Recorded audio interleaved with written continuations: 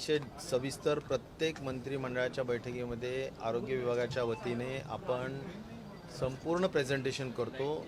नेहमी पद्धतीने आजही प्रेझेंटेशन केलं।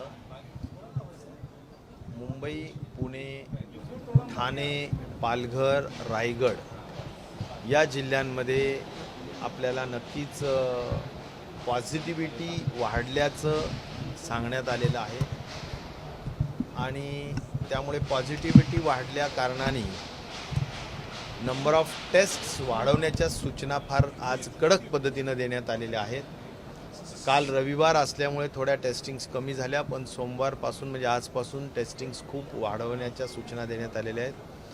पॉझिटिव्हिटी रेट्स हे नक्कीच ह्या 6 जिल्ह्यांमध्ये खूप जास्त झाल्याचं चित्र पाहायला मिळतं आहे। म्हणजे 8%, 6%, 5%, 3% असा पॉझिटिव्हिटी रेट आहे। म्हणजे 100 टेस्ट मागे एवढे पॉझिटिव्ह निघत आहेत। ही जरी वस्तुस्थिती असली ह्या 5-6 जिल्ह्यापुरतीच, परंतु या संपूर्ण परिस्थितीमध्ये ॲडमिशन्स जर बघितले तर साधारणपणे एकूण पॉझिटिव्ह येणाऱ्या रुग्णांपैकी 4% लोक पॉझिटिव्ह म्हणजे ॲडमिशन्स त्या ठिकाणी होत आहेत आणि म्हणजे 1% ॲडमिशन्स होत आहे। सॉरी, मला हे सांगायचं आहे। आणि सिव्हिअरिटी त्याच्यामध्ये कुठंही नाही। मला सांगायचा मुद्दा एवढाच आहे की त्याच्यात सिव्हिअरिटी कुठंही नाही आहे आणि त्यामुळे तशी काळजीचा विषय अजिबात नाही आहे। आणि मास्कच्या बाबतीत आम्ही सगळ्यांना सांगितलं की आता हा मास्क तुम्ही सगळ्यांनी जरी कंपल्शन नसलं तरी आव्हान केलेलं आहे आणि त्याची अंमल व्हावी या दृष्टिकोना इतपत मास्क कंपल्शनच्या संदर्भाने म्हणजे पेनल्टी लावू नये, अजून त्याच्यामध्ये म्हणजे ज्याला म्हणायचं कंपल्सरी आणि मॅन्डेटरी करू नये, परंतु घातला पाहिजे आणि नाही घातलं तर त्याला सांगितलं पाहिजे की बाबा मास्क घाल। या पद्धतीच्या संदर्भाने चर्चा जरूर झालेली आहे। दिंडीच्या बाबतीत सुद्धा चर्चा झाली। आत्ताच आपण जर बघितलं की एका फिल्म प्रोड्युसरच्या करण जोहरच्या वाढदिवसाच्या निमित्ताने जमा झालेले संपूर्ण अनेक फिल्म्स क्षेत्रातले लोक, त्यामध्ये मोठ्या संख्येने लोक पॉझिटिव्ह झाल्याचं चित्र पाहायला मिळालं।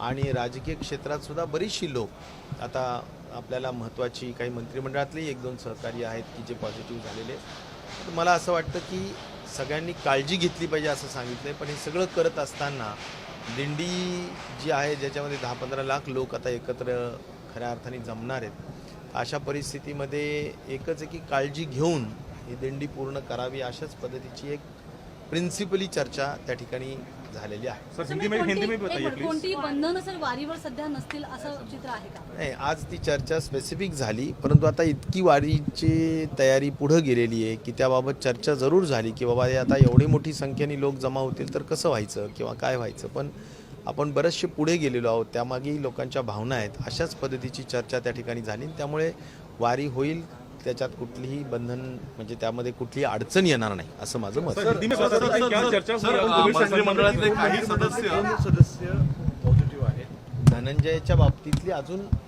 अधिकृत रिपोर्ट नाही, पण त्यांना ताप आहे आणि त्यामुळे त्यांनी सगळे कार्यक्रम रद्द केलेले आहेत। त्यांनी स्वॅब पाठवलेला आहे, त्यांचा रिपोर्ट येईल त्यावेळी आम्ही निश्चित प्रकारे सांगू।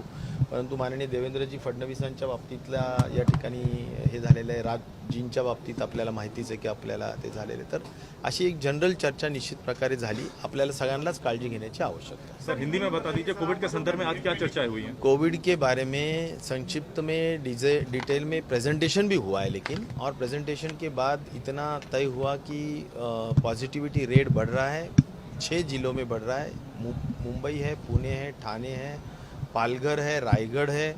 तो यह जिलों में अभी पॉजिटिविटी रेट जो बढ़ रहा है तो उसके माध्यम से वहाँ पर ज़्यादा टेस्टिंग होने की ज़रूरत है। और यह टेस्टिंग के माध्यम से अभी जो आज पॉजिटिविटी रेट है वो रेंजिंग फ्रॉम 3 to 6-7%, 8% तक पॉजिटिविटी रेट निश्चित तौर पर है। तो पॉजिटिविटी रेट बढ़ने की वजह से केंद्र सरकार ने भी एक ही कहा है कि आप टेस्टिंग बढ़ाओ, तो टेस्टिंग हम बढ़ा रहे हैं, वह एक निर्णय लिया गया है। मास्क के बारे में इन ज़िलों में ज़्यादा कर तो बहुत ज़्यादा स्ट्रिक्टली इसका इम्प्लीमेंटेशन होना चाहिए, ऐसा भी चर्चा हुई है। लेकिन मैंडेटरी यानी कंपल्शन यानी पेनल्टी लगाना ऐसा कोई तय नहीं हुआ है, लेकिन एक जनरल अपील करना चाहिए। और मैंने तो यह भी कहा है माननीय मुख्यमंत्री जी को कि इस बारे में आप ज़रूर जनता को भी बोलिए, और जो प्रिकॉशन डोज है या उसको हम बूस्टर डोज भी कहेंगे, वह भी लेना चाहिए, ऐसा भी मुझे लगता है कि इसके बारे में भी हम अपील कर रहे हैं, क्योंकि ये अभी ऐच्छिक है, यानी ये अभी चॉइस बेस्ड है। तो इसलिए ये और लोगों ने जाके उसको पैसे देके लेना चाहिए, ऐसा इसमें रूल्स है। तो मुझे लगता है कि ये हम जनरल अपील करना चाहते हैं कि कई लोगों को सेकंड डोज होने के बाद अभी 9 मंथ्स हो चुके हैं, तो उन्होंने अपने अपने प्रिकॉशन के लिए और समाज के प्रिकॉशन के लिए भी प्रिकॉशन डोज लेना ज़रूरी है।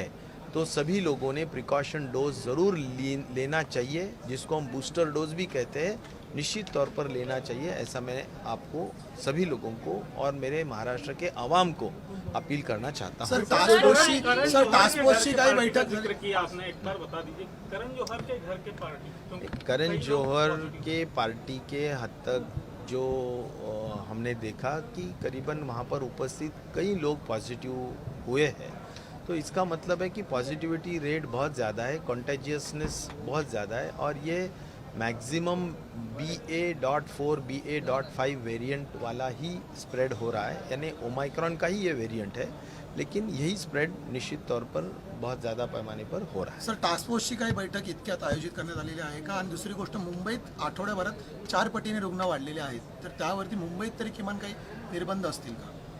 तूर्त निर्बंधांचा विषय कुठलाही करायचा नाही असंच ठरलेलं आहे, परंतु एक नक्कीच आहे की प्रिकॉशनरी डोस घेतला पाहिजे, बूस्टर डोस ज्याला आम्ही म्हणू ते घेतला पाहिजे।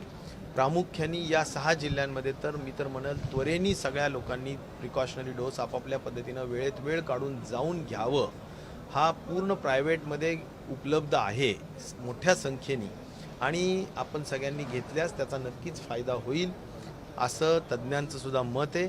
आणि त्यामुळे आपण सगळ्यांनी प्रिकॉशनरी डोस